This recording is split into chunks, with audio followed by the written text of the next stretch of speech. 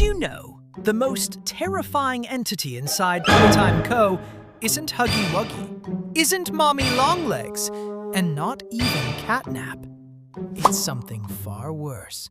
Something you were never meant to fully see. The prototype. Experiment 1006, the first successful creation, and possibly the true mastermind behind everything happening inside the factory. Today, we're breaking down everything from Chapter 1 to Chapter 5 to uncover the truth. And trust me, this gets disturbing fast. At first glance, Chapter 1 feels simple. An abandoned toy factory, quiet, empty, forgotten. But look closer, and things don't feel right. Huggy Wuggy doesn't just chase you, he watches, he waits. Like something is guiding him. And when he finally falls into the abyss, he doesn't hit the ground, he disappears. No sound, no impact, nothing. Most players completely miss this, because that moment, that's not the end of Huggy Wuggy. That's the beginning of something else. Something below the factory, waiting in the dark. And here's where it gets disturbing. If Huggy didn't die, then what took him? Think about it. A massive creature suddenly gone, as if something grabbed it. Not randomly, intentionally. This is our first real clue that something inside the factory is collecting bodies. Not to hide them, but to use them. By Chapter 2, everything changes. Mommy Longlegs is different. She talks, she thinks, and more importantly, she's afraid. Not of you, but of something else. And then it happens. She screams, she begs, and suddenly she's grabbed from above, crushed instantly. No hesitation, no mercy. And this changes everything, because now we know the prototype isn't just alive, it's hunting. It chooses its targets. It waits. And when the time is right, it strikes. But here's the detail most people ignore. After Mommy dies, her body doesn't stay. It's taken, just like Huggy. Which means this isn't random violence. This is collection. Every piece, every part is being added to something. And here's where it gets even darker. What if the prototype isn't just killing? What if it's building? A body, a better one, stronger, smarter, more complete. By the time we reach Chapter 3, the story shifts again, because now we meet CatNap. And CatNap isn't just another experiment. He doesn't act out of fear. He doesn't act out of instinct. He acts out of belief.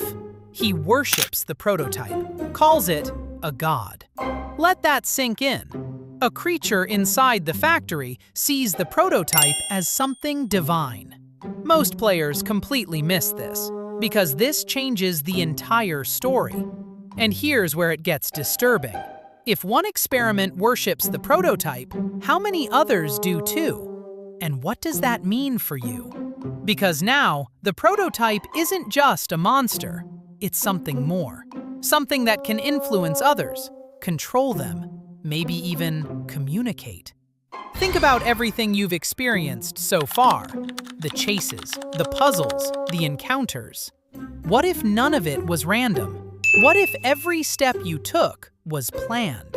And this changes everything. Because now, you're not just trying to escape. You're part of something. Something much bigger. By Chapter 4 and 5, one terrifying idea becomes clear. The prototype isn't trying to leave the factory.